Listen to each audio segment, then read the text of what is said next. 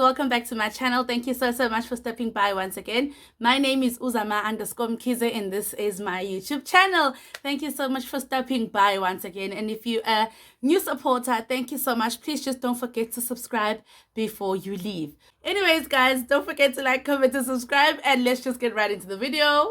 So actually, guys, let's not waste any more time. So this particular story time is actually not so long ago, and I'd just like to disclose, this is not made to embarrass anyone. It's not made to actually, it's just not about anybody but myself. This is made to let women out there know that in this world we are just not safe, even with people that we can think we are safe with. So anyways, guys, I was working in a call center, right? And I used to have like very long shifts, and like I would leave at 7 or 8 at night, and transport was always an issue because at that time, like the call center was pretty new, and all the time like we'd have transport issues. So if like my partner wasn't picking me up, then I would actually have to Uber to my place. So like, okay, I remember that day it was raining. It was raining really badly, and the rain was just so much to a point that even if I wanted to try and walk to the main road, which was like 10 minutes away, a 10 minutes walk, I wouldn't be able to do that because it was raining. Fine, guys, hi. So I wait outside for my lift club, because I had just recently joined a lift club, only for my lift club to not pitch. And I kept calling the driver, why can't I buy my phone? If you've ever worked in Durban call centers, you guys know how much we struggle for transport. So anyway, guys, until in the call center we were left just the two of us, me and my other colleague, whom I will name Candy. I'll just name her Candy. So me and Candy were left behind, and we were going in the same direction. So Candy's stop is before my one, okay? So yeah, so it was like, you know, the same direction, but not like precisely. So anyways, guys, so then I remember very well a security car came in, which was a Navara. It was a double cab Navara. It came by. It stopped right in front of our carport where we were actually standing. It stopped, and I remember Candy said to me, "Oh, great, here's a security car." Because like, you know how the securities always come and sign for the other securities who are going to be starting the shift and stuff, like Ngabo 7, Ipsug, and on all of that. That's what the guy was actually here to do. So he was the manager of the securities that worked at my previous workplace where I used to work. So anyways, guys, fine. So his car stopped, I remember, and Candy said, "Oh, great, it's a security guard. We'll just ask him if he's not going in that direction, and we can just let him know that, hey, we actually need a lift, because we've been trying to actually Uber as well, and the Ubers were all busy. It was raining cats and dogs. So you can imagine when it's raining, like the Ubers are really a hassle." So anyways, guys, we're fine. He goes inside. No, he comes out of the car. He stops in front of us. He says, "How, ladies, why are you two outside in the rain? It's so cold." I remember that day I was wearing knee-high boots. I'm going to insert a picture right here. I was wearing boots. I was wearing a jean, a t-shirt that was covering everything. It was like a round neck t-shirt, and I was wearing a coat. Fine. So then he asked us, "Why are you ladies outside? What's going on, like at this time of the night?" So we said to him, "No, actually we're having trouble with our transport, and we were hoping you could actually give us a lift where if you are out going in that direction." And he asked, "Where are you ladies going?" We told him we are Voka and Gyagamash, and that was it. So while he was still talking, he said to us, no problem. Let me just go inside. Let me just go sign quickly for the stuff and then come out and we'll talk." We said, cool. While he was inside, my colleague received a call from her boyfriend who said he was coming to pick her up. So she now had transport. Okay, my partner wasn't picking. So my driver wasn't picking. The Ubers were not actually available. So I was stranded. I did not have a choice but to actually beg that security guy to actually pick me up and take me home. So, anyways, guys, I remember very well. I texted my sister as well. I said, Sissy, are you available? And she said, no, actually, Mtasi, I'm working late. I'm going to be leaving work at around about 10 today. So I said, okay, no problem. Because she drives. So I had hoped that she was actually going to pick me up. Fine, guys, kungabi nankinga. And then the guy comes back out. My colleague actually was hesitant to leave me. So she said to me, actually, let us just go together. I'll tell my boyfriend to actually trail us. And I said, no, man, no worries. He's a security, you know. Fine. My colleague left with her boyfriend. And then we got into the car with the security. He was like a very tall man. I remember very well that when I got into the car, I said, ngiyabonga baba. Because that's how, like, that's the his physique gave me, I'm comfortable with him. He like his physique reminded me of a safe place, you know, like it told me, hey, I'm old enough to be your father. You're safe with me. Don't worry about it, you know? Fine, guys. Then as we left, we got out of the gate. My colleague left in front of us. They left. So we got out of the gate. I put on my seatbelt. And as we were about to join, so it was like a T-junction. As we were about to join the main road now, from the pathway that leads from the street that leads from my workplace to the main road, to Queen Nandi, actually. So there's a T junction there at the stop. So sorry guys, I got a call on my phone, so I got disturbed. Anyway, guys, so at that T junction, he stopped, I remember. And when he stopped, I wondered, why is he stopping? Because so like he should just join the road. So he turns, like it was so fast. He turns to me. Immediately he turns to me, right? When he turns to me, he puts his left hand right on my vagina. And yo, guys, remember, this is a person I didn't even think would ever do this, you know? Guys, and he starts like fingering me very fast, and I push him away from me, and I say, "Hi, Bo, what are you doing? Like, wenzani?" He says to me, "Don't act like you don't want this. I know you want this as much as I do." And I say, "Hi, Bo, and at that point, tears just ran down my cheek because I knew I'm in the middle of nowhere. I'm stranded, basically. This man is going to rape me. I knew very well, and I felt so vulnerable. Like at that point, I hated him. I hated the definition of a man. I hated everything about that. You know, I hated being vulnerable.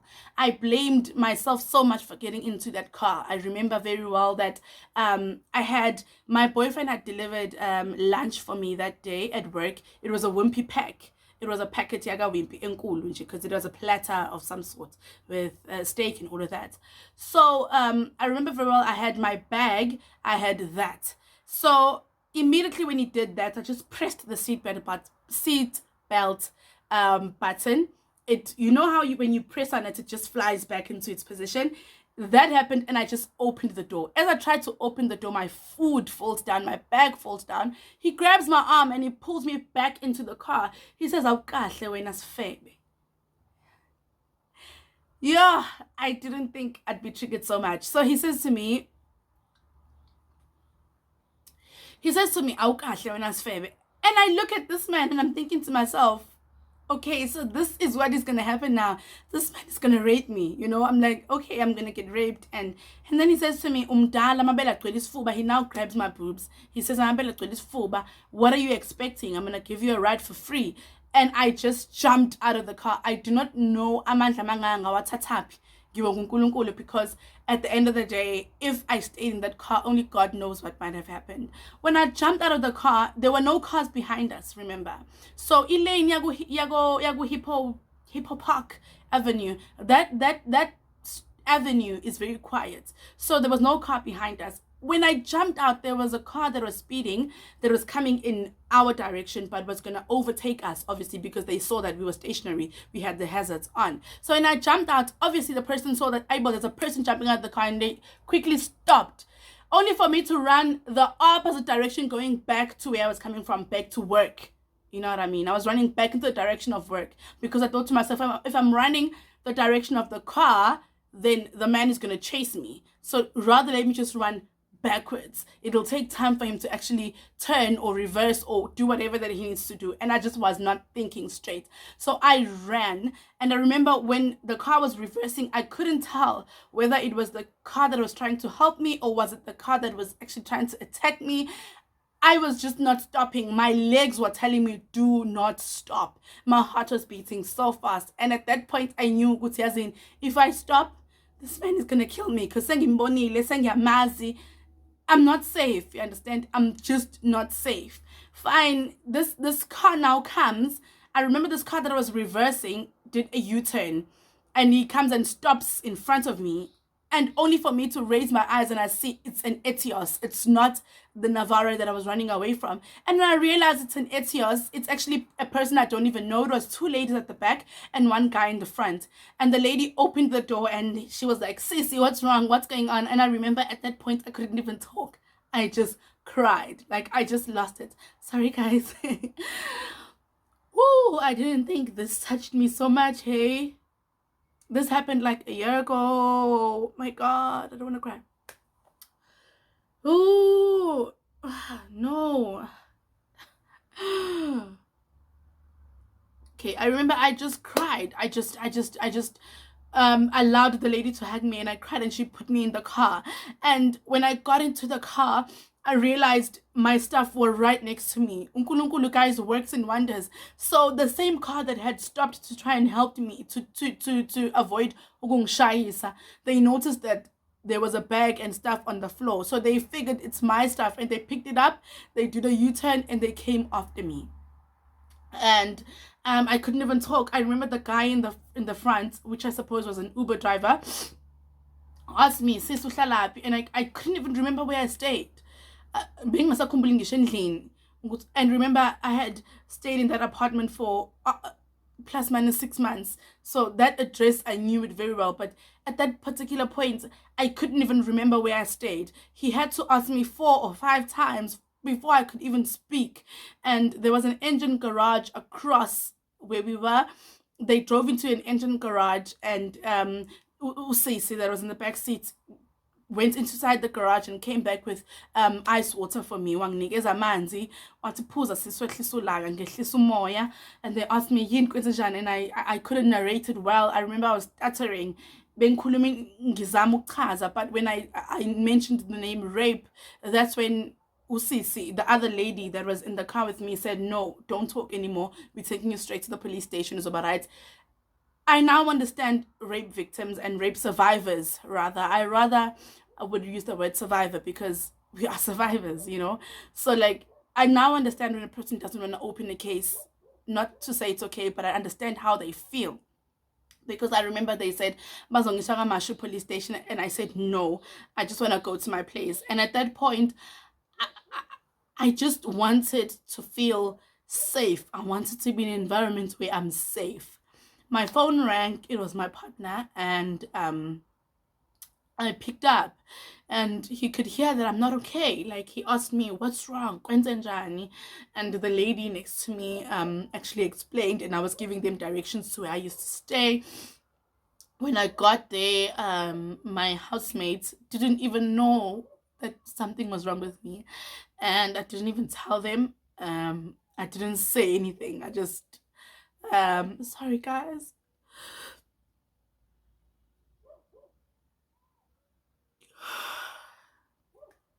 Sorry guys, sorry. I'm so sorry. So anyways, guys, I got inside and I just went straight into my room. I locked, I took off my clothes, I got into bed, and I just lay there. I was so traumatized. I could still smell that man. You know, I could still, his voice was still lingering in my head. It was so bad. I remember I got up, I took alcohol because I always had it by the fridge in. I took alcohol out of the fridge, I had a drink, and I fell asleep. The following morning, I got up, I took a bath, I was Usama. I put in a big smile and I went to work. And when I got to work, I remember my friend, the colleague that left me, asked me, "Hey boy, I was so worried about you, Zama. Were you okay yesterday?" And I just broke down and I cried. And that's when I told her what actually happened, and they took the matter to the manager, and it was escalated. And I was sent home that day. They were so supportive. Like, the company offered therapy, and I went to the police station. I opened a case. I had a case number. I wrote statements, and if I do find any, I'll probably just stick them here, or if it's too much, I probably won't. But I went to the police station. I wrote a statement. I got a case number, and yeah,